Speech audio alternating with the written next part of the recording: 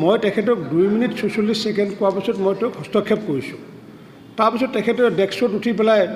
আমাৰ সেইবোৰ ভিডিঅ' দেখুওৱা নাই, ডেস্কত উঠি পেলাই যিটো নেকি আজিলৈ অসম বিধানসভাত 2011 চনৰ পৰা মই বিধায়ক আছিলোঁ, এনেকুৱা বিধায়কটো মই দেখা নাই। মইতো আজি মোৰ সচিবক মই আজি আহ্বান জনাম যে এই ভিডিঅ'টো ৰিলিজ কৰি দিব লাগে, অসমৰ মানুহে জানক। কাৰণ আজি ডেস্কত উঠি পেলাই ওপৰত উঠি পেলাই যিটো চিঞৰিছে বা যেনেকুৱা কথা ক'লে অসম বিধানসভাত আমি তেনেকুৱা কোনো কালে আমি দেখা নাই। কাৰণ আপোনালোকেও 11 চনৰ পৰা বিধায়ক হৈছে, তেনেকুৱাকৈ ওপৰত উঠি পেলাই দেখা নাই। অসম বিধানসভাৰ গৰিমা মানুহে বিচাৰি আছে যে ভাল হওক, যে কোনোবা এজনৰ কাৰণে গৰিমা বেয়া হ'ব, সেইটোৰ কাৰণতে আমি কেতিয়াও আমি থমকি নকৰোঁ।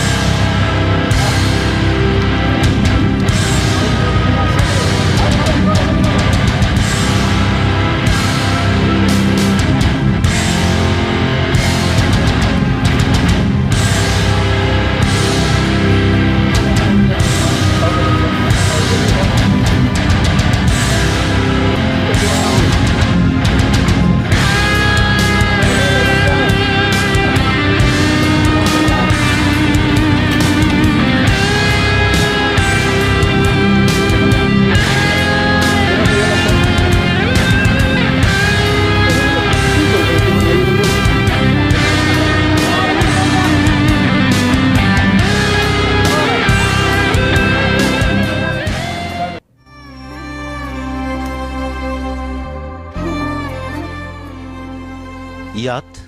এখন গাঁও আছিল।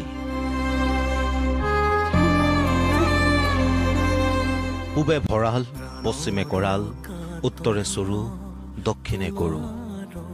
সকলোবোৰ মিলি এখন নদন বদন গাঁও। কিন্তু এতিয়া সৰ্বত্ৰ পলসৰ পাহাৰ।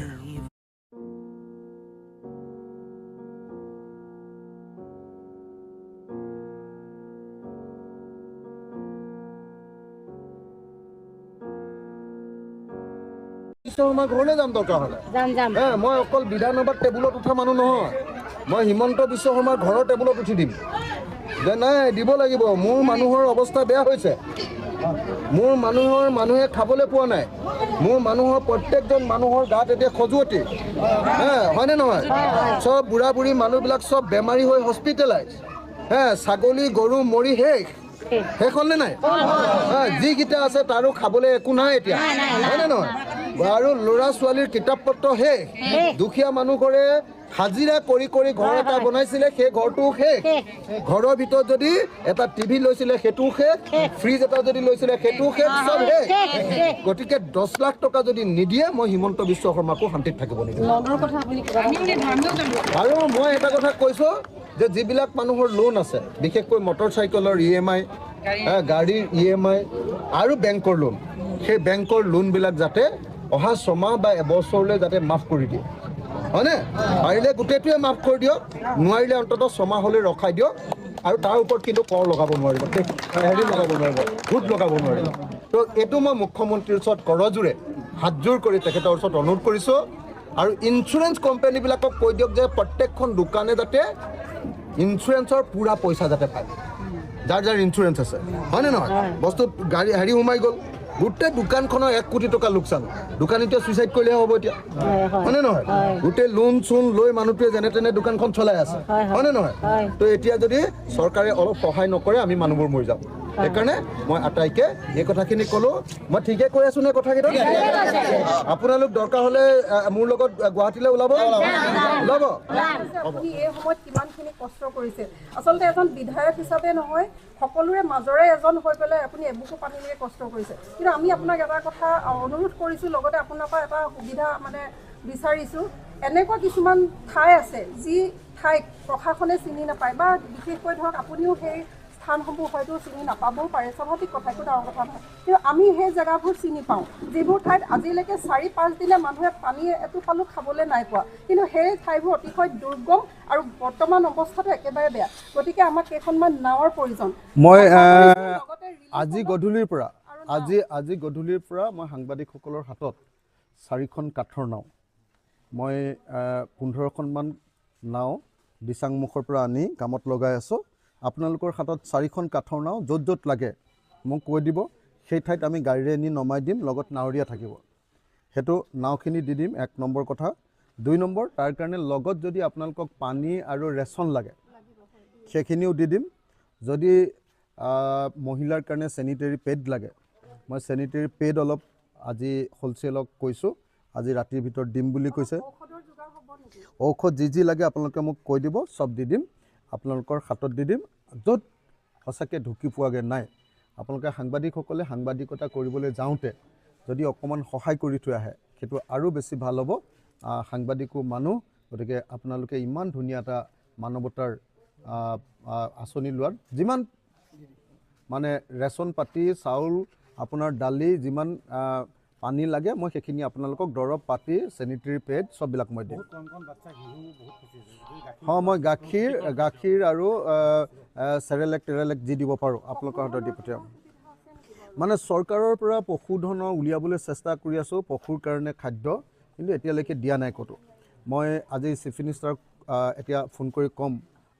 আৰু মই মন্ত্ৰীৰ লগতো পাতিম ব্যৱস্থা কৰিম মানে আপুনি আটাইতকৈ ডাঙৰ প্ৰশ্নটো কৰিছে যে মানে আপুনি আটাইতকৈ ডাঙৰ প্ৰশ্নটো কৰিছে যে এইবিলাক হ'ল অকল ৰেস্কিউ অপাৰেশ্যন ৰিলিফ অপাৰেশ্যন আমি এতিয়া বিপদত পৰা মানুহবিলাকক অকণ সহায় কৰিছোঁ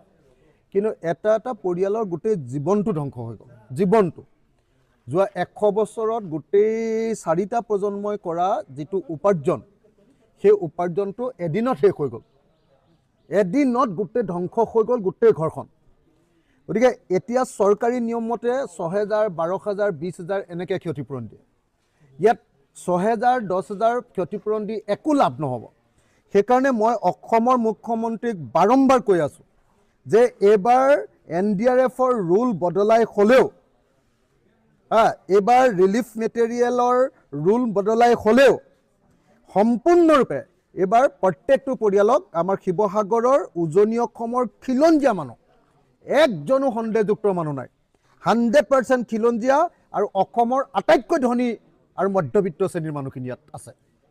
সেই মানুহখিনিৰ কঁকাল এইবাৰ প্ৰলয়টোৱে ভাঙি থৈ গ'ল এই যে কঁকাল ভাঙি থৈ গ'ল প্ৰত্যেকটো পৰিয়ালক মিনিমাম মোৰ মতে 10 লাখকৈ টকা দিব লাগে মিনিমাম মোৰ মতে 10 লাখকৈ টকা দিয়াৰ ব্যৱস্থা কৰিব লাগে কিন্তু সেইটো কৰিব ষ্টেট গভৰ্ণমেণ্টে নোৱাৰে পইচা নাই যদি কৰিবলৈ কয় এইটোক নেশ্যনেল কেলামিটি ডিক্লেয়াৰ কৰিব লাগে সেইকাৰণে মই বিধানসভালৈ সেইদিনা গৈছিলোঁ মোক যিটো কথা ক'বলৈ নিদিলে মোক খেদি উলিয়াই দিলে আপোনালোকে নিশ্চয় জানে মই বিধানসভালৈ গৈ এইটোৱে ক'ব খুজিছিলোঁ যে ইয়াক নেশ্যনেল কেলামিটি যদি ডিক্লেয়াৰ কৰাই দিব পাৰোঁ উৰিষ্যাত ঘূৰ্ণীবতাহ হ'লে নেশ্যনেল কেলামিটি ঘোষণা কৰে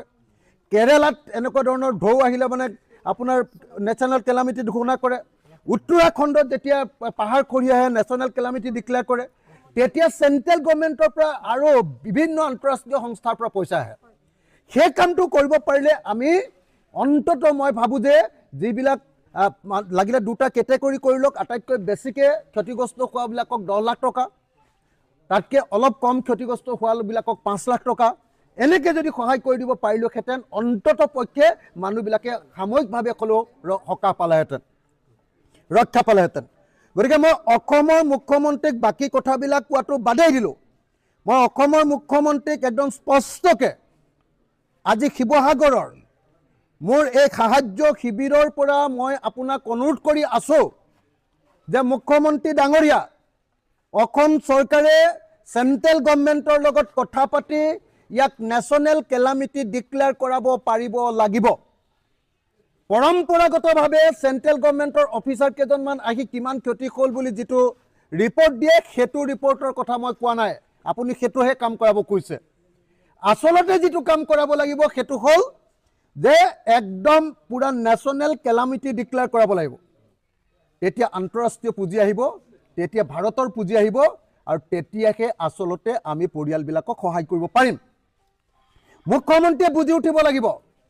যে যাৰ গাড়ী আছিলে গাড়ীখন শেষ হৈ গ'ল যাৰ মটৰচাইকেল আছিলে মটৰচাইকেলখন শেষ হৈ গ'ল যাৰ ঘৰ আছিলে ঘৰখন শেষ হৈ গ'ল ঘৰখন যেতিয়া এবাৰ পানী উঠি 10 দিন যেতিয়া পকা ঘৰটোত পানীখিনি থাকে তাৰপিছত আৰু সেইটো ঘৰ হৈ নাথাকে মুখ্যমন্ত্ৰীয়েতো বুজিব লাগিব যে ঘৰৰ ভিতৰত যিমান সম্পত্তি আছিলে যিমান সেইটো ফ্ৰিজে হওক সেইটো টিভিয়ে হওক সেইটো বিচনাখনে হওক সেইখন মেট্ৰেছখনে হওক সমস্ত সম্পত্তিবিলাকে শেষ হৈ গ'ল বুজি পাব লাগিব এইটো এইটো বুজি নাপালে এতিয়া যদি অকল 6,000, 10,000, 12,000 টকা ক্ষতিপূৰণ দিয়ে তেতিয়াহ'লে কিন্তু ইতিহাসে এইখন চৰকাৰক ক্ষমা নকৰিব। সেইকাৰণে মই অসমৰ মুখ্যমন্ত্ৰীক আহ্বান জনাইছোঁ যে নেশ্যনেল কেলামিটি, আৰু অসমৰ মুখ্যমন্ত্ৰী এটা সুবিধা আছিলে। সুবিধাটো কি?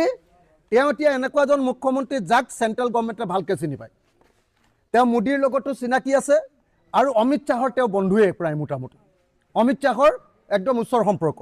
গতিকে তেওঁ ইচ্ছা কৰিলে এই কামটো কৰাব পাৰিলেহেঁতেন।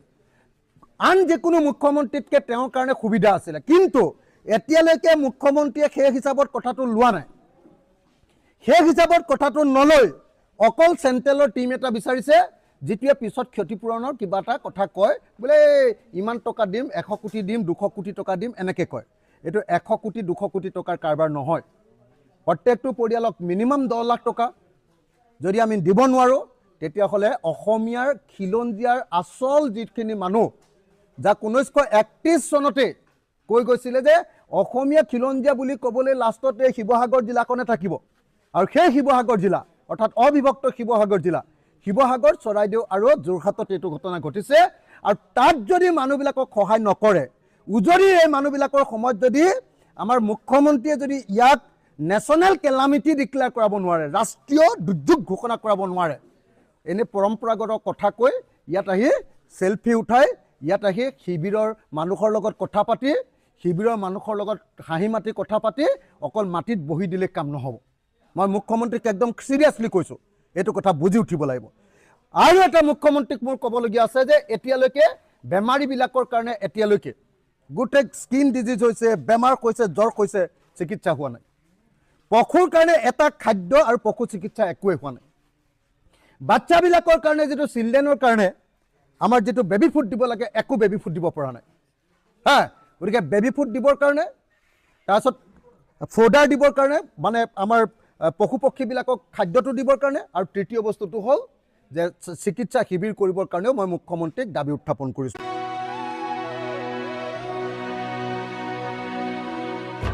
জীৱন আৰু জীৱন হৈ থকা নাই। আকস্মিক ঢলৰ প্ৰচণ্ড খুন্দাত জীৱন ইয়াত ভাঙি চিঙি শেষ। শেষ মানে সকলো শেষ। মোৰ একো নাই। ভাইটি পোখলে চাবলৈ মই ভাইটিৰ পোখলে যাওঁ, এনেকুৱা হৈ গ'ল। একো নাই। এতিয়া বাৰু কি আছে ইয়াত? চিনাকি ছবিবোৰ ধূসৰ হৈ পৰিছে, বিবৰ্ণ বৰ্ণমালা। জীৱনৰ গোন্ধ বিচাৰি বানে ধোৱা কিতাপৰ দম এটাৰ মাজত উবুৰি খাই পৰিছে কণমানি দুজনী। কিবা জানো বাকী আছে, কিবা জানো ৰৈ গৈছে, সাবুতি আকৌ জি উঠাকৈ। জীৱনে প্ৰথমবাৰলৈ অভিজ্ঞতা পালে বিপন্ন সময়ৰ বিপৰ্যস্ত অভিজ্ঞতা। দেওবাৰে নাগালেণ্ডৰ পৰা নামি অহা ঢলে মুহূৰ্ততে স্তব্ধ কৰি পেলালে উজনিৰ 3খন জিলাৰ জনজীৱন। আমাৰ মানুহৰ সম্ভৱৰ বাহিৰত, আৰু এই বানটো চবেই জানে যে শিৱসাগৰ অসমৰ আটাইতকৈ ওখ ঠাই বুলিয়ে কয়, যিহেতু চাউলং চুকাফাই ওখ ঠাইৰ কাৰণে এটা ৰাজধানী পাতিছে বুলি বুৰঞ্জীবিদসকলে কৈছে।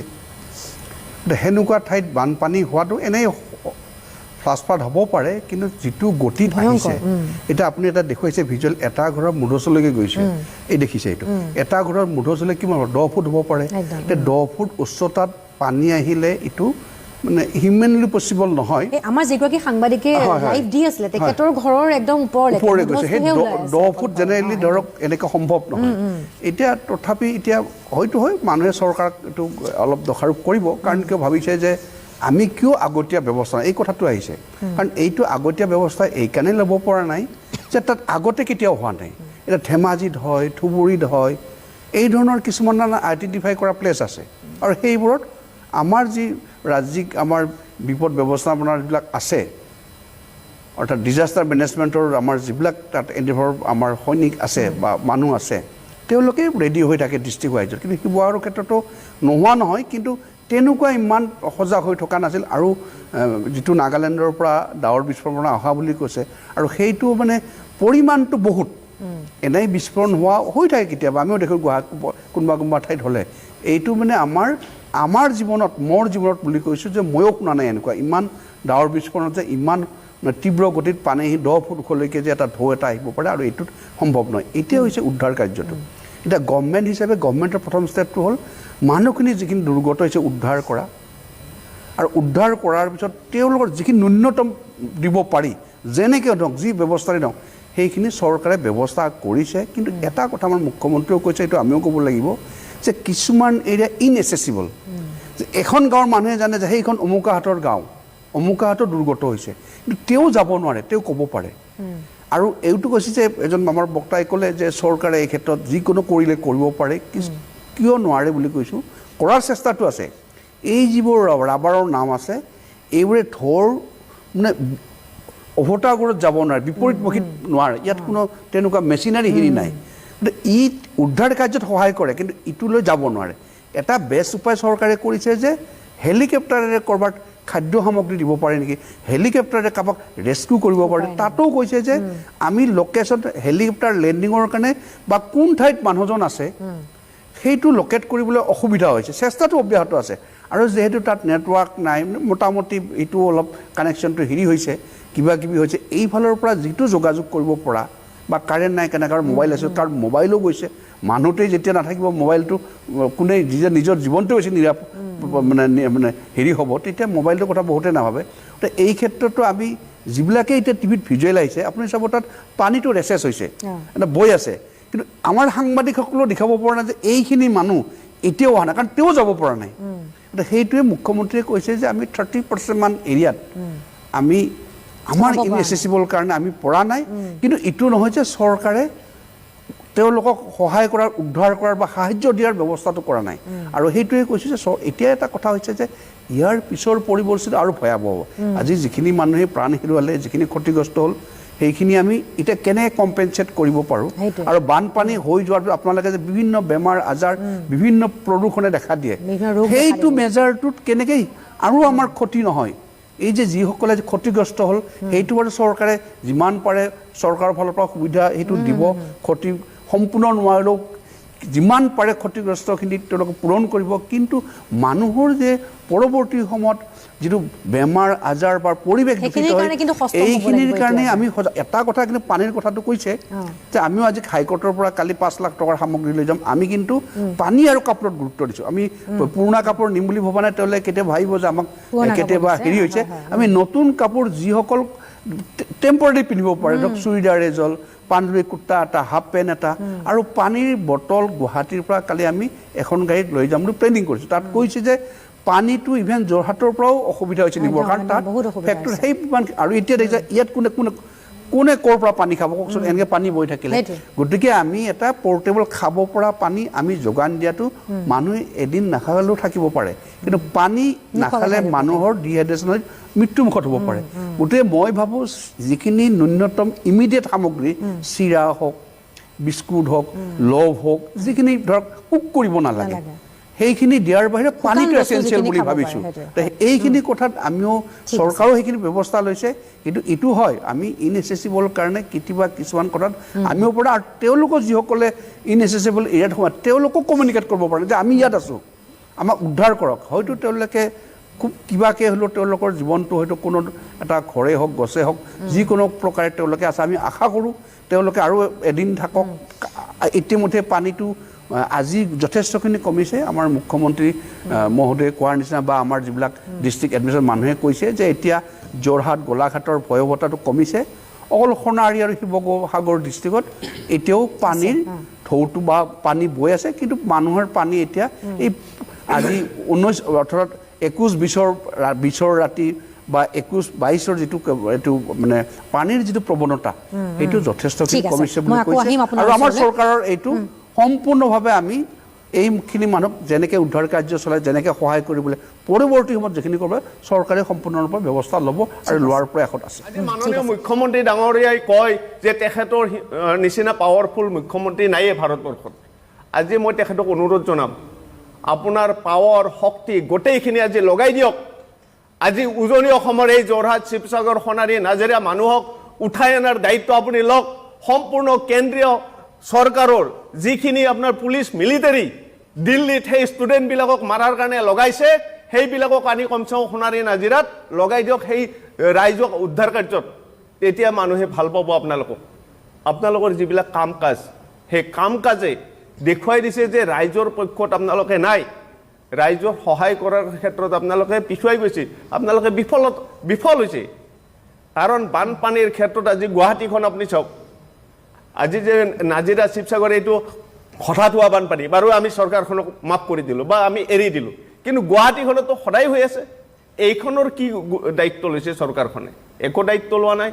আজি ন জাগাত নতুন জাগাত আজি বানপানী উঠিব ধৰিছে গুৱাহাটীত মানুহে আচৰিত যিবিলাক ৰাস্তাত পানীয়ে হোৱা নাছিল সেইবিলাক ৰাস্তাত এতিয়া পানী হোৱা আৰম্ভ হৈছে এইবিলাক কথা চিন্তা চৰ্চা চৰকাৰখনে কৰিব লাগিব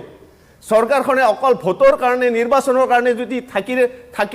থাকে তেতিয়াহ'লে নহ'ব ঠিক আছে মই এইটো বাৰ অনুৰোধ কৰিম চৰকাৰখনক যে আপোনালোকে যিটো 30% জাগাত নোযোৱাবলৈ কৈছে তাত যোৱাৰ ব্যৱস্থা কৰক এনেকুৱাতো কোনো কথা নহয় তাতে সৰু নাওবিলাক গুৱাহাটীত আছে ক'ৰবাত আছে লয়াৰ আছামত আছে ধুবুৰীত আছে এইবিলাকৰ পৰা নাও নিয়াৰ ব্যৱস্থা কৰক নাই এটা কৰিছে বুলি এটা কথা অৱশ্যে কৈছে মাজুলী এতিয়া পানী শুকাই যোৱাৰ পিছত মানুহ কিমান দিন বাচি থাকিব তাত যিসকল মানুহে আজি 3 দিন 4 দিন আগত বানপানী ইমান প্ৰকোপ এটাত লগ হ'ব লাগিছিল আজি ধুবুৰীৰ পৰা যদি 100খন নাও লৈ গ'লে হয় নেক্সট ডে তেতিয়াহ'লে তাত উদ্ধাৰ কাৰ্যত আজি সকাহ হ'লে হয় সেইখিনি কামটো আৰু ডাঙৰ কথা একো নাই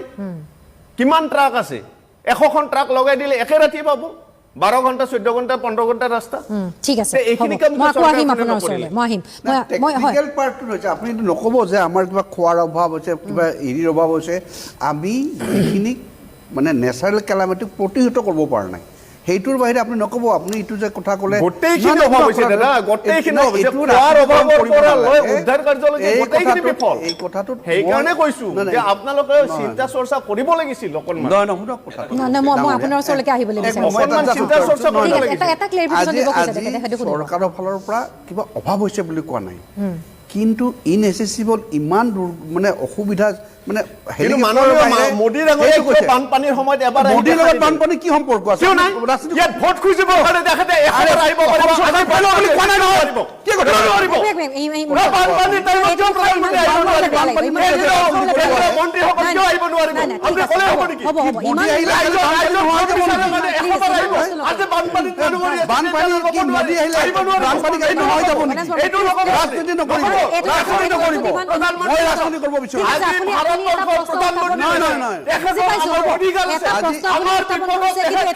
ৰাজনীতি হোৱাটো বিচৰা নাই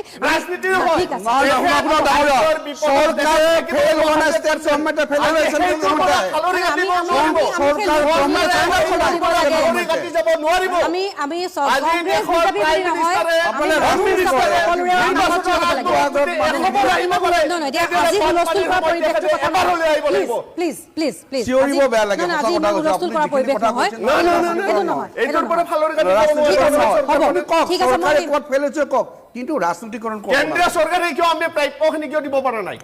আজি বানপানী উদ্ধাৰ কাৰ্যত প্ৰয়োজন হোৱা নাই কিয় বঞ্চিত হৈছে কথা কেন্দ্ৰীয় চৰকাৰক কোনে ক'ব ঠিক আছে সেইখিনিৰ পৰা কোনে ক'ব আমাৰ অসমৰ মুখ্যমন্ত্ৰী ডাঙৰীয়াই ক'ব লাগিব কি যে অসমত এনেকুৱা এটা মানুহে হাঁহিব এই দুৰ্গত মানুহক ৰাজনীতি কৰে আপোনালোকে দুৰ্গত মানুহক লৈ ৰাজনীতি কৰে এই সময়ত ৰাজনীতি কৰে বিপদত পৰি আছে মানুহ বৰ্তমান মৃত্যু হৈছে তাত এই কথাটো মৃত্যু হৈছে মানুহ বিজেপি ক'ৰ পৰা আহিল আপোনালোকৰ চৰকাৰ আছে বিজেপি ক'ৰ পৰা আহিল চৰকাৰ আছে আপুনি সেইবিলাক মানুহক কৈ 100-2খন চিট লৈছে দেখা নাই আপাৰ আছামত আপোনালোকে চিট লৈছে আমি লোৱা নাই তাত মুখ্যমন্ত্ৰী কিন্তু আজি সেইখিনি মিনিষ্টাৰ পৰ্যন্ত তাত ঘূৰি চাবলৈ দেখা নাই আজি সেই মানুহৰ পৰা আপোনালোকে আঁতৰি আহিব নোৱাৰিব আপুনি হয়তো জৰকাৰ মানে শুদ্ধ বুলিতো যোৱা নাই এইখিনি কথালৈ যাবলৈ অসহনীয় কথা গুৱাহাটীত কালি বান সাহায্য আমি গোটাই আছিলোঁ আজিও আমি সাহায্য গোটাই আছোঁ তালৈ শিৱসাগৰৰ মানুহখিনিৰ কাৰণে বা যোৰহাট এই মানুহখিনিৰ কাৰণে লৈ যাবলৈ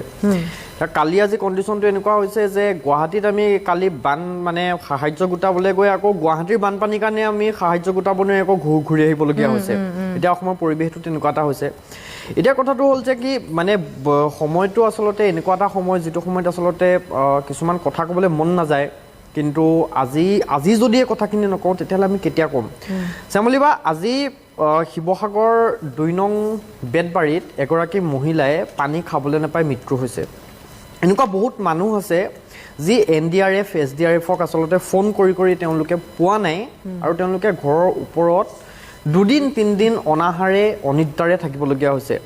এতিয়া চৰকাৰে কৈছে যে ইমান শতাংশ জেগাত আমি যাব পৰা নাই তাতে টেকনিক্যাল কাৰণ আছে বা কিবা আছে সেই সকলোবিলাক মই মানি ললো কিন্তু এটা কথা দুখ লাগে আচলতে এই কেন্দ্ৰই যে আচলতে অসমক মাহিয়াই চকুৰে চাই বুলি যে এটা কথা মানে ওলাই থাকে আমি যে কথাটো কৈ থাকো সেই কথাটো এই বানপানীটোৰ অন্তত জল পটপট হৈ আছে আজি আপুনি চাব যদি এজন ৰাজনৈতিক নেতা কৰবালৈ যদি যাবলৈ হয় তেওঁলোকে 10খনলৈকে হেলিকপ্টাৰ গোটাই দিব কিন্তু আজি উজনিত যিসকল বানপীড়িত মানুহ সেই মানুহখিনিক কিন্তু উদ্ধাৰ কৰিবলৈ আমি বহুত বেছি হেলিকপ্টাৰ নেদেখিলো মানে হেলিকপ্টাৰ দিটো কোনো মানুহক উদ্ধাৰ কৰাই নাই হেলিকপ্টাৰ দি এনেকুৱা এটা নাটকবাজি কৰিলে শ্যামলীবা এই বিভীষিকাৰ সময়ত অন্তত এনেকুৱা কাম কৰিব নালাগে তেওঁলোকে হেলিকপ্টাৰখন লৈ গৈছে তোমালোকে নিবই নালাগে হেলিকপ্টাৰখন নি হেলিকপ্টাৰে ফ্লাড ৰিলিফ দিছে সেই ৰিলিফখিনি মানুহৰ ঘৰত গৈ পৰা নাই নহয় সেইখিনি পানীৰ মাজত পৰিছে গতিকে চৰকাৰখনৰ যদি সেই সাধাৰণ সেন্সখিনি নাথাকে যে এই হেলিকপ্টাৰখন আমি লৈ যাম লৈ গৈ এই বস্তুখিনি যদি পানীৰ মাজত দলিয়াই দিম মানুহে তাৰ পৰা গৈ কেনেকৈ পানী উঠাই নিব এই কথাবিলাক ক'লে যদি আমি ৰাজনীতি কৰা হয় তেতিয়াহ'লে এই কথাবিলাক আমি নক'লে কোনে ক'ব আজি আমি বিৰোধীত আছো বুলি নহয় এইকেইটা প্ৰেক্টিকেল কথা মানুহে দেখি থকা কথা ঠিক আছে চৰকাৰে যিমান পাৰে চেষ্টা কৰিছে তেওঁলোক সাজু নাছিলে প্ৰশাসন সাজু নাছিলে তেতিয়াৰ পৰা যিদিনাৰ পৰা আচলতে নাগালেণ্ডত ডাৱৰ বিস্ফোৰণ হ'ল তাৰপিছত পানী আহিলে বুলি কোৱা হ'ল আৰু ডাৱৰ বিস্ফোৰণটো এটা চৰকাৰৰ সূত্ৰলিপি ডাৱৰ এতিয়া যদি কৰবাত বানপানী হয় কৰবাত অত্যাধিক বৰষুণ ডাৱৰ বিস্ফোৰণ এই দুটা চৰকাৰৰ সূত্ৰলিপি এই সূত্ৰলিপি দুটা তেওঁলোকে এটা কাৰণে মাতি থাকে তেওঁলোকৰ বিফলতাসমূহ তেওঁলোকৰ ব্যৰ্থতাসমূহ ওলাব নালাগে অমিত শাহে কি কৈছিলে পুখুৰী খান্দি পেলাই আমি অসমৰ বান সমস্যা সমাধান কৰি দিম বুলি কোৱা নাছিলে জানো কি কাৰণে কৈছিলে কাৰণ তেওঁ অসমৰ এইটো কিমান এটা সেনসিটিভ ইস্যু সেই ইস্যুটোক লৈ তেওঁ আচলতে সম্যক জ্ঞানো নাই আৰু সেই জ্ঞানখিনি নথকাকে অমিত শাহে নিৰ্বাচনী সভাত আহি ডাঙৰ ভাষণ দি কৈ গ'ল অসমত আমি ডাঙৰ পুখুৰী খান্দি অসমৰ বান সমস্যা সমাধান কৰি দিম আজি কেইটা পুখুৰীয়ে শিৱসাগৰ নাজিৰা পানী ৰখাব পাৰিলে নেকি নোৱাৰিলে এতিয়া কথাটো হ'ল শিৱসাগৰত আজি এতিয়া উজনি অসমৰ শিৱসাগৰৰ নাজিৰা চৰাইদেউ এই যে বানপানী হৈছে এই বানপানীটোৰ প্ৰকৃত কাৰণ যদি কেৱল আমি ডাৱৰ বিস্ফোৰণ বুলি কৈ যদি সামৰি থৈ দিওঁ চৰকাৰৰ সূত্ৰলিপি মতে সেইটো ভুল হ'ব ইয়াত মানৱ সৃষ্ট কাৰণ আছে ইয়াত চৰকাৰৰ ভুল আছে উজনি অসমত যিমান 4 লেন আপোনাৰ হাইৱে বনোৱা হ'ল সেই হাইৱে বনাবলৈ যিবিলাক মাটি আনিলে গোটেই নাগালেণ্ডৰ পাহাৰ কাটি মাটি আনিলে আমি যেতিয়া প্ৰকৃতি সুৰক্ষাৰ কথা কওঁ তেতিয়া আমাক চৰকাৰে কি কয় যে তোমালোকে দেশদ্ৰোহী উন্নয়ন বিৰোধী তোমালোকে উন্নয়নৰ বিৰোধিতা কৰিছা আৰে যিটো উন্নয়ন কৰিলে সেই উন্নয়ন 1 ছেকেণ্ডত চাফা কৰি লৈ গ'ল আজি অখিল গগৈ যেতিয়া নদী বান্ধৰ বিৰোধিতা কৰে তেতিয়া অখিল গগৈ নৈৰাজ্যবাদী বুলি চিঞৰে আৰু আজি কি হৈছে পৰিস্থিতিটো যদি কেনেবাকে NHPCত আমাৰ এতিয়া লখিমপুৰ অৰুণাচলত বনাই থকা 134টা যে নদীবান্ধ যে বনাই আছে তাৰ এটা নদীবান্ধ যদি ভাঙিবলৈ হয় ইয়াতকৈ বেয়া পৰিৱেশ হ'ব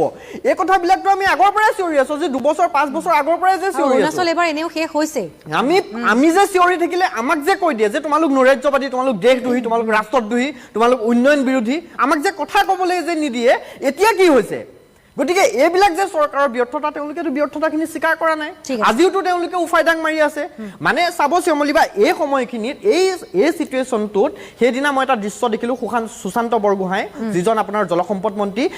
তেওঁ বানপীড়িত মানুহৰ খবৰ ল'বলৈ গৈ অখিল গগৈক মুখৰ আগত ৰাখি কি কৈছে গম পায়নে এই NHPCৰ পৰা ইমান কোটি টকা আনিলে আমুকৰ পৰা ইমান কোটি টকা আনিলে কোনো প্ৰমাণ নথকাকে কিছুমান ভিত্তিহীন কথা কৈ নিজৰ দোষ ঢাকিবলৈ তেওঁলোকে কি কৰিছে তাত গৈ পেলাই তুলুঙা কথাবিলাক কৈ আছেগে কেশৱ মহন্তই কি ক'লে কেশৱ মহন্তই ক'লে বোলে যে হেৰি মানুহ বোলে বানপানীত মানুহ মৰা নাই বান চাবলৈ গৈহে মানুহ মৰিছে এনেকুৱা সময়ত এনেকুৱা থাৰ্ড ক্লাছ কথা তেওঁলোকে যদি কয় কাইলে তেওঁলোকে গৈ তাত মাৰ খাবলৈ নাখায় আৰু এই কথাবিলাক ক'লে যদি কয় তোমালোকে দেশদ্ৰোহী কেলে আমি শুনি থাকিম গতিকে এই কথাবিলাক একদম আলোচনা কৰিব লাগে এই কথাবিলাক আলোচনা হ'ব লাগে বহুখিনি চৰকাৰৰ সমালোচনাও কৰিছে বিশেষকৈ কেন্দ্ৰ সমালোচনাৰ সন্মুখীন হৈছে আপুনি কি ক'বলৈ বিচাৰে নাই কথাটো এনেকুৱা তেওঁ কোৱা কথাখিনি তেওঁ কৈছে বেলেগ কথা কিন্তু বৰলে কথাখিনি মই এটাই কথা তেওঁ কৈছে যে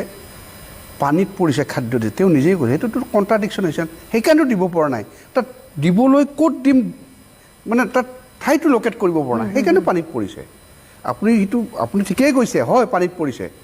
সেইকাৰণেতো কিছুমান ঠাইত যাব পৰা নাই আৰু আপুনি এটা কথা কৈছে যে কেন্দ্ৰৰ কথাটো আপুনি জানেনে যেতিয়া 2005ত ডিজাষ্টাৰ মেনেজমেণ্ট আহিলে আপোনালোকে প্ৰায় কথাটো আজি আপুনি কোৱা নাই প্ৰায় কয় নহয় কথাটো ক'ব দিয়ক মই আপোনাক একদম মনে মনে আছোঁ মই মনে মনে আছোঁ মই কোৱা নাই ক'ব দিয়ক এতিয়া ডিজাষ্টাৰ মেনেজমেণ্ট এখন অহাৰ পিছত কোনো ৰাষ্ট্ৰীয় সমস্যা এওঁলোক সদায় কৈ ৰাষ্ট্ৰীয় সমস্যা বুলি ঘোষণা কৰিব পাৰে ইয়াত যেতিয়া 2004 আহিলে ষ্টেটক ক'লে কি তুমি ইমানলৈকে কৰিবা যেতিয়া বিয়ণ্ড কণ্ট্ৰল হ'ব তাৰ কেনেকুৱা পৰিৱেশত আহিছে কিমান তীব্ৰতা কিমান ডিষ্ট্ৰাকশ্যন হৈছে সেইটো চাই যেতিয়া ষ্টেটে কয় যে আমাৰ বিয়ণ্ড আৱাৰ কণ্ট্ৰল তেতিয়া চেণ্ট্ৰেলে হস্তক্ষেপ 2013 উত্তৰাঞ্চলত কি হৈছিল কিমান কোটি টকা দিছিলে কিন্তু নেশ্যনেল গোটেইটোৱে নেশ্যনেল সমস্যা যেতিয়া ষ্টেটে ক'ব যে আমাক সাহায্য লাগে আমাক ইটো লাগে সিটো লাগে আমি পৰা নাই তেতিয়াকে তাকে নেশ্যনেল বুলি কোৱা হয় কিন্তু নেশ্যনেল বুলি পেলাই ক'তো কোনো সমস্যাক কোৱা নাযায় গতিকে এই কথাটো বাৰে বাৰে মোক দেখিছোঁ আপোনালোকে 2005 পিছত অন্ততঃ এইটো এপ্লিকেবল নহয় এইটো আমাৰ সদৌ অসম ছাত্ৰ সন্থা এতিয়া অসম আন্দোলনত ক'লে যে বানপানীটো এই শব্দটো আমাৰ সদায় কাণত সোমাই থাকিব আপোনালোকে ফেইলৰ হোৱা কথাটো বেলেগ হৈছে নহৈছে বেলেগ কথা কিন্তু ৰাষ্ট্ৰীয় সমস্যাৰ কথাটো আইনগতভাৱে আজিৰ ডেটত 2005 পিছত বৈধতা নাই আৰু দ্বিতীয়তে আপুনি কৈছে চেণ্ট্ৰেলৰ মানুহ আহিব আজি মোদী ডাঙৰীয়া আহিলে অমিত শ্বাহে বাৰু ফোন কৰিছে আহিলে কি কালি বানপানীৰ পৰা মানুহ বাচিব নেকি এওঁলোক যদি হয় তেওঁলোকে যে চোৱা নাই কাৰণ আমাৰ মুখ্যমন্ত্ৰী ডাঙৰীয়াই কৈছে মই টেকেল কৰিব পাৰিছোঁ এতিয়া মোক চেণ্ট্ৰেলৰ হেল্পৰ প্ৰয়োজন হোৱা নাই যদি বিচৰাত তেওঁ নাহিলেহেঁতেন বা নকৰিব তেতিয়া আপোনালোকে 100 বাৰ গালি পাৰক সেইটো মই মূৰ পাতি ল'ম কিন্তু আজি আমি কৈছোঁ যে টেকনিকেল অসুবিধা টেকনিকেল মানে সেই যান্ত্ৰিক টেকনিকেল কোৱা নাই তাত আমি যেনেকৈ কিছুমান সেই যাব পৰা নাই সেইটোৰ কাৰণে আমি অলপ কিছু ধৰি এতিয়াতো কালি আজিৰ ভিতৰত নাই বুলি কৈছে এতিয়া এইটো হ'ল ৰাতিপুৱাৰ বক্তব্য আজিলৈকে এতিয়া কালিৰ পৰা মোটামুটি চব 100% এৰিয়াত মানুহটো এচেচিবল হৈ যাব এতিয়া কালিৰ পিছত যদি দুৰ্গত ৰাইজৰ ওচৰত কোনো সাহায্য নাযায় চৰকাৰৰ ফালৰ পৰা তেতিয়া আপোনালোকে এই সমালোচনাটো কৰিব কিন্তু যেতিয়া আজি ধৰি ল'লোঁ আজি এটা বিল্ডিং এটা ভাঙি পৰিলে মই তলত পৰি আছোঁ আপুনি কিয় মানুহটোক নাবাচে লাগে ওপৰতো পাথৰখিনি গুচাব লাগিব বল্ডাৰকেইটাটো গুচাব লাগিব সেই গুচোৱাৰ ব্যৱস্থাটো কৰাৰ পিছতে মই বাচিম ঠিক তেনেকুৱাই মই এই কথাটো উপমাটো ইয়াত দিব নালে কিন্তু মই আপোনাক বুজাৰ কাৰণে গতিকে ইয়াত কৈছোঁ যে হয় আমাৰ ব্যৰ্থতা নহয় আমি প্ৰকৃতিক ইমান ভয়াৱহ হিচাপে আছে আমি তাক মানে মষিমূৰ কৰিব পৰা নাই আৰু সেইটো আমাৰ পাৱাৰৰ বাহিৰত এইটো নহয় যে আমাৰ নেগলিজেঞ্চ হ'লে আপুনি কওক মোৰ ক'ব লগা একো নাই আৰু দ্বিতীয়তে কথাটো কৈছে যে আমি চৰকাৰৰ ফালৰ পৰা যদি কিবা ব্যৰ্থতা হৈছে আপুনি দেখুৱাই দিয়ক অ'কে আমি মানি ল'ম কিন্তু ৰাজনৈতিকভাৱে এই ধৰণৰ কথাবিলাক ক'লে আৰু এতিয়া আপুনি নদী বান্ধৰ কথাটো কৈছে মই আজি নকওঁ কেতিয়াবা দেখা যায় কি চব বস্তু পজিটিভ নেগেটিভ থাকে পজিটিভিটি কিমান আছে আজি আপুনি নদী বান্ধৰ কথা কয় পাৱাৰটো লাগে ইটোও হয় যে নদী বান্ধে আমাক ক্ষতি কৰিব নেকি এতিয়া কোনটোত বেছি ক্ষতি হ'ব পাৱাৰ জেনেৰেশ্যনত আমাৰ লাভ হ'ব আৰু ক্ষতিটো কিমান যদি বেছি ক্ষতি হৈ পাৱাৰটো বন্ধ কৰি দিয়া হ'ব এই গোটেই কথাটো চিষ্টেমিক আকাৰে কৰা হয় আপুনি কোৱা কথাটো মই নুই কৰা নাই আজি এটা বান যদি ভাঙি যায় সঁচা কথা এইটো কিন্তু বানটো নাভাঙাৰ কাৰণে কিমান টেকনিকেলি চাউণ্ডকৈ বনাইছে সেইটোৰ ওপৰত আপুনি কওক যে এইটো ইমান টেকনিকেলি চাউণ্ড হোৱা নাই যাত হ'ব পাৰে এতিয়া তাত আকৌ বিশেষজ্ঞসকলে কৈছে যে নহয় এইটো 50 বছৰলৈকে নাভাঙে এতিয়া আপুনি কৈছে কালি ভাঙিব পাৰে এতিয়া 50 বছৰ ৱেইট কৰিম নে কালি ভাঙিব পাৰে গতিকে সেই কথাবিলাক অলপ টেকনিকেল মানুহে ক'লে ভাল ময়ো কোৱাটো ঠিক নহয় গতিকে আমি এইটো কথাই ক'ব যে এই বিষয়টোত শিৱসাগৰৰ বানপানীটোক লৈ আমি ৰাজনীতিকৰণ কৰিব নালাগে চৰকাৰে যদি ক'ৰবাত কিবা ফেইলিয়ৰতে সমালোচনা কৰক ইয়াত কোনো ৰাজনীতিৰ কথা নহয় মই সেইকাৰণে আহিও ৰাজনীতিৰ কথা বনাই আজি এখেতে কৈছে যে হেৰি ডাঙৰ মানুহ অহা নাই কোনো চেণ্ট্ৰেলৰ পৰা বা গৌৰৱ গগৈ হৈছে নেকি মই সেইটো কোৱা নাই উদাহৰণ দিলে কম্পাৰেটিভলি মই কোৱা নাই গৌৰৱ গগৈ কিয় যোৱা নাই আপুনি মই ভিজুৱেলত দেখা নাই এতিয়ালৈকে গতিকে গতিকে এই কথাবিলাক আমি সেনেকৈ কৈ লাভ নাই গতিকে এই কথাবিলাক আমি আপোনাৰ ফালৰ পৰা আপুনি কেনেকৈ সাংগঠনিকভাৱে সহায় কৰিব পাৰে চৰকাৰে কেনেকৈ মই ব্যক্তিগত হিচাপে কেনেকৈ সহায় কৰিব পাৰোঁ এইটো আমাৰ সকলোৰে উমৈহতীয়া প্ৰচেষ্টাত চৰকাৰৰ বেছি দায়িত্ব আছে চৰকাৰৰ হাতত পাৱাৰ আছে চৰকাৰৰ হাতত মেচিনাৰী আছে কিন্তু আমাৰ কমন মানুহৰ মাজত আমাৰ সদিচ্ছা আছে দুয়োটা মিলাই আমি উদ্ধাৰ কাৰ্যত লাগিব লাগে সেইটোৱে অসমীয়া মানুহৰ চৰিত্ৰটো প্ৰকাশ পাব আমি ইয়াত ৰাজনীতি কৰি দিলে আমাক ৰাজনীতি কৰা নাই আমি লাগি আছো দাদা কিন্তু আমি মই কংগ্ৰেছ ৰাইজৰ দল এটা শব্দ কোৱা নাই কিন্তু আপোনালোকে খুব হেৰি কৰি দিলে সেইটো অলপ মোৰ বেয়া লাগিলে এতিয়া কৈ থাকিবলগীয়া আপুনি যিবিলাক কথা ক'লে আপোনাক মই উত্তৰ দিবলৈ মোৰ ওচৰত এতিয়া এক পৃষ্ঠা মই ডিক্সনেৰী লিখি ডিক্সনেৰী সমান আপোনাক উত্তৰ দিব পাৰিম কিন্তু এতিয়া সেইবিলাক উত্তৰ দিবলৈ সময় নাই বানপানী সমস্যাটো সেইটো কিন্তু কথাটো হ'ল যে কি এই সময়টোত আপোনাৰ জ্ঞানটো জানিলে বানপানী সমস্যাটো সমাধান নহয় এই কথাবিলাক এতিয়া কোৱাৰ সময় নহয় দাদা সেইকাৰণে মই কোৱা নাই মই কোৱা নাই। আপোনালোকে চিন্তা কৰক কেনেকে সেই মানুহখিনিক উলিয়াই আনিব পাৰি, কেনেকে মানুহখিনিক অনাগত সময়ত আজি কিছুমান কৰিবলগীয়া কাম আছে চাবলৈ মই দুটা কথা কৈ দিছো যে আজি বহুত মানুহৰ বেংকৰ লোন আছে, ঠিক আছে। আজি এই বানত যে গোটেই গাড়ী ঘৰ চব যে উঠি গ'ল, উঠি যোৱাৰ পিছত মানুহবিলাকে এতিয়া যে বেংকে যে আপোনাৰ লোন বিচাৰি যে হেৰাছমেণ্ট কৰি থাকিব, সেইবিলাকত চৰকাৰে কি পদক্ষেপ ল'ব? আপোনালোকে সেইবিলাক কথা কওক না, যে আমি লোন মাফ কৰি দিম 6 মাহৰ কাৰণে, এবছৰৰ কাৰণে সেইকাৰণে মই কৈছো ইমিডিয়েট আমাৰ তাৰ সলনি বিধানসভা আপুনি আজি সময় দিব নোৱাৰিলে অখিল গগৈ এই শিৱসাগৰ বা উজনি অসমৰ মই কমেই মই মোৰ নিজৰ অখিল গগৈ কাৰণ বিধানসভা ৰাইজে দেখিছে অখিল গগৈ মই জানো নিজৰ বানপানীত জড়িত সহায় কৰিছে,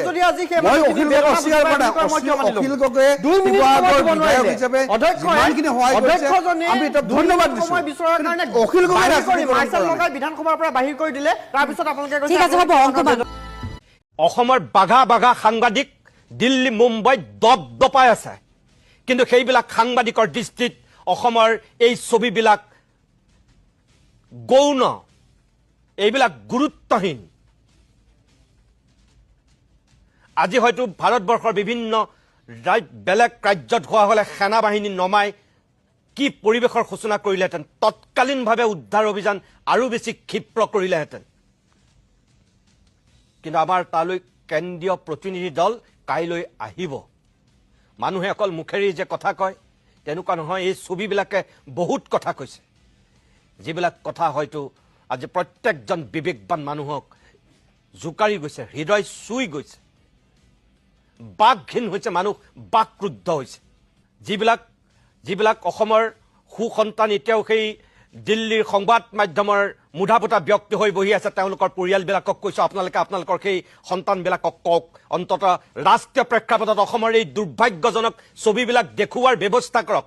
তেওঁলোকৰ বিবেকবিলাকক জাগ্ৰত কৰাওক, জোকাৰি যাওক তেওঁলোকৰ মন আৰু মগজুক। যদি এতিয়াও তেওঁলোক সাৰে আছে তেওঁলোকক জগাওক। আপোনালোকৰ ঘৰৰ সদস্য হিচাপে আপোনালোকে সেইবিলাক মানুহক কওক যে অসমখনত এতিয়া এনেকুৱা পৰিৱেশে বিৰাজ কৰিছে। যোৱা 50 বছৰত নেদেখা দৃশ্য দেখিছে 3খন জিলাৰ মানুহে, অসমৰ মানুহে দেখিছে আজি কি পৰ্যায়ত এখন বধ্যভূমিলৈ ৰূপান্তৰিত হৈছে 3খনকৈ জিলা। মাত্ৰ 2 ঘণ্টাত অহা বানে এই অৱস্থাৰ যদি সৃষ্টি কৰিছে, তেনেহ'লে আমি কোনখন ভৱিষ্যতৰ দিশলৈ গতি কৰিছোঁ এবাৰ সকলোৱে ভাবক। প্ৰকৃতিৰ ওপৰত যি মানুহৰ অত্যাচাৰ, প্ৰাকৃতিক পৰিৱেশ যি বিনষ্ট কৰাৰ অত্যাচাৰ, মানুহৰ যি মানসিকতা, পাহাৰ ধ্বংস কৰি নদী চেচ কৰি যি লুটি পুতি খোৱা একাংশ মানুহৰ যি মানসিকতা, সেই মানসিকতাৰে কুফল ভুগিছে আজি এইবিলাক মানুহে।